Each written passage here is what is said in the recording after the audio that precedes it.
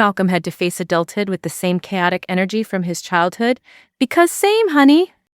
All right, let's get into it.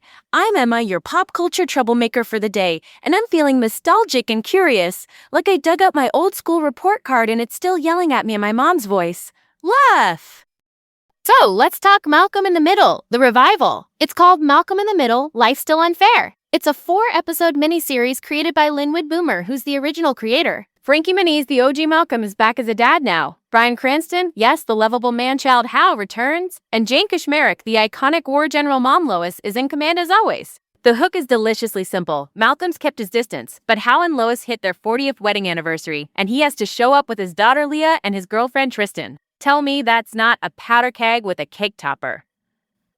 Personal story time, because chaos recognizes chaos. So picture this, my family reunion a few years ago. I'm talking rented hall, questionable potato salad, and 3 aunts who all think they invented boundaries. The setup, my uncle, who thinks he's Gordon Ramsay with a Bluetooth headset, is running the grill like it's Michelin night. My cousin's new boyfriend, a crypto bro, definition, guy who calls himself a disruptor because he once used a QR code, has opinions. And my grandma has already given a speech with 0 warning and 100% truth bombs. The stakes were very Malcolm, unresolved drama everywhere. One sibling felt underappreciated, one felt overjudged. Sound familiar? I'm trying to keep the peace while low-key live blogging in my head. Then the conflict hits, the grill catches fire, the speakers start blasting a breakup playlist on shuffle, and my cousin's boyfriend tries to pitch my grandma on a tokenized casserole marketplace. I so cannot. But resolution happens because even a hot mess can turn into a group therapy session with better snacks. We ended the night singing, hugging, and ugly laughing about who owes who an apology. That's the Malcolm vibe. The mess isn't the opposite of love, it's the proof of it. The anniversary premise in the miniseries works the same way. Drag everyone back under one roof, shake the soda, and pop the top. Chaos, catharsis, repeat. Okay, let's move on. What's a revival miniseries? Eli 5. It's like resurrecting your favorite band for a short tour, not a whole new album cycle. Life Still Unfair is 4 episodes, about 30 minutes each, and it mirrors the original show's rhythm. The original ran in the 2000s, single camera, no laugh track, and basically taught half of TV how to be weird and honest at once. In 2016, Bryan Cranston publicly said he was into a reunion. By 2021, Frankie Muniz shared on Steve-O's podcast, Steve-O being a stunt icon turned pod host, that something was brewing. By late 2024, it was announced as a 4-parter instead of a movie, and in 2026, it lands on Hulu. Hulu is the Disney-controlled streamer that hoards chaos comedy like it's gold. Now, key people. Linwood Boomer, again, the creator. He's the protector of tone and reportedly wanted specific original writers back. Not diva, just quality control. Ken Klapis, a frequent original director, handles every episode here. Think of him as the rhythm section. He keeps the beat so the band doesn't fall apart. Michael Weaver, the cinematographer, helps it look like your memory but sharper. And on the acting side, we've got Frankie Muniz as grown-up Malcolm, juggling dad life, Bryan Cranston as Hal, still loving and adorably inept, and Jane Kashmarek as Lois, who could command a small nation by breakfast. Siblings, Justin Burfield is back as Reese, impulsive king with a legit cooking talent. Christopher Masterson returns as Francis. And surprise, he's basically grown up, like Ted Job grown up. Big glow up from Drifter energy. Dewey is recast with Caleb Ellsworth Clark because Eric Purse Sullivan left acting back in 2010. Honestly, recast can be a no-go, but here it's respectful and it works. Then you've got Jamie, played by Anthony Timpano, finally old enough to throw shade back, and the newest reveal, Kelly, played by Vaughn Murray, the youngest, studious, self-sufficient, and non-binary. This is where the show slides into 2026 gracefully. Representation that feels lived in, not performative. Malcolm's world expands. Kiana Madeira, who plays Tristan, is Malcolm's girlfriend, supportive but not a doormat.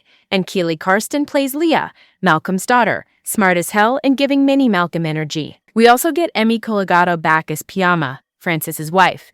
Craig Lamar Traylor returns as Stevie, Malcolm's brilliant bestie who uses a wheelchair and has one lung. Continuity matters and they mailed it.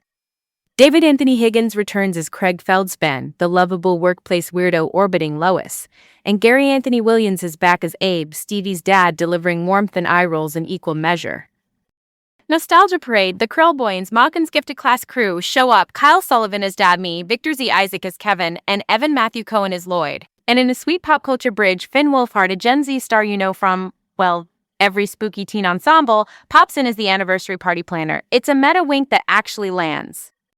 Behind the scenes tea. In 2021, Frankie hinted everyone was ready except one holdout. And by 2023, on Mayim Bialik's podcast, Mayim being an actor and host who gets good industry confessions, he suggested it might have been Boomer wanting two specific writers. That's not officially confirmed, but it tracks. Creative integrity versus practicality is the eternal fight. Do you rush it for the hype or wait until the voice is right? I vote wait. Mediocre nostalgia is the real cancel culture. Protect the tone, otherwise why bother? Here's the industry nerd that you didn't ask for, but love anyway. A filmed at Vancouver Film Studios, a major Canadian production hub with tax perks and good crews. They shot fast, like a month, which is wild for a big reunion. In the Disney Plus to Hulu shuffle, initial chatter said Disney Plus, but the drop happened on Hulu in 2026. That's house politics and audience targeting. Hulu's a better hang for messy sitcoms, just saying.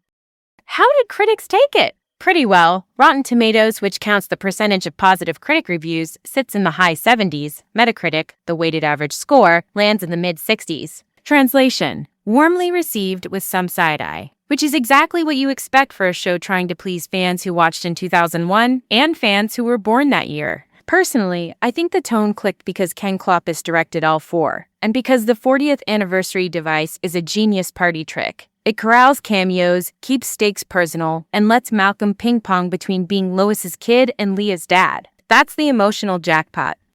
Let's talk impact. Kelly's inclusion as non-binary is not just a character, it's a statement that family sitcoms evolve or die.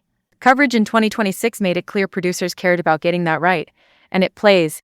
Kelly isn't a lecture. They're a person with homework, boundaries, and a dry sense of humor. Representation works best when it just breathes. Also, Finn Wolfhard's cameo is a cross-generational flex. Get Gen Z in the door while keeping elder millennials glued with Reese burning a souffle while saving dinner. Total vibe. Do I have quibbles? Obviously, some plots feel compressed. That's the curse of 4 episodes. And recasts always spark think pieces. But it's funny, it's tender, and it remembers that fairness was never the point. Family is unfair and still worth the RSVP. Big yaks, big love. Okay, pause. Next time, where I'm wrapping another beloved revival and asking why these resurrections hit us right in the inner child and our adult group chat. Prepare your nostalgia goggles and your accountability ear. All right, we covered a lot. Hug your chaos, RSVP to the messy family party, and bring a fire extinguisher just in case. So, that's the tea, folks. Later.